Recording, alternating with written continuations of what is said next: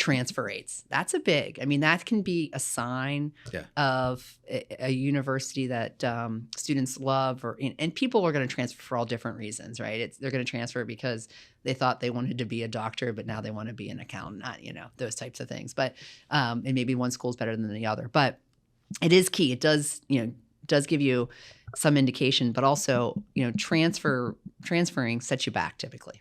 Yeah, those aspects, I mean, those are things that, the first couple times that you see a school, you're going to likely be, excited about all of the external stuff. Mm-hmm. But if you look at, the transfer rate, the graduation rate, job placement rates, that's where the rubber meets the road at the other end of the spectrum of getting past that excitement and all the, initial stuff. So that's really important. And that stuff, I mean, that's a testament not only to, the admissions process of the school, but the professors, their counseling, their career placement, that stuff. So we would really encourage you to look at that, before you make the ultimate decision. Yeah, and spend time in their career center opportunities. Not all of them are created equal, right? Yeah. If you have somebody who's going to be able to give you good advice, typically someone, you're going to look for opportunities where some of those people have actually worked in that profession. They're not just academics.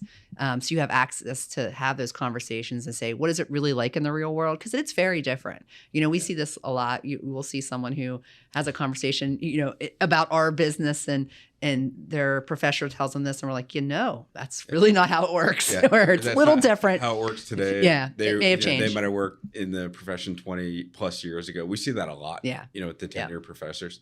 Yeah. For sure. Great. Well, let's transition now that we talked through more of, well, hey, you picked the school and you're going to go in that direction. Let's talk about some of the ins and outs of 529 plans and some of our thoughts around some of the pitfalls we've seen with investments and that sort of dynamic and, general thoughts there. Yeah, 529s are great. And now, if certain states will give you a state tax deduction, not all states will. It just depends. So you need to check your state, see if they have a program and if it's state tax deduction.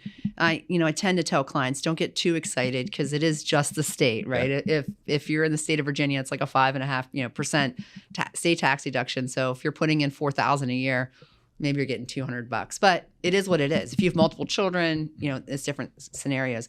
So the nice thing about the 529 is you get that potential state tax deduction, but the real key is that you get the tax-free growth. So if you have it when you started early, it's aggressive. They average maybe 8% or around there.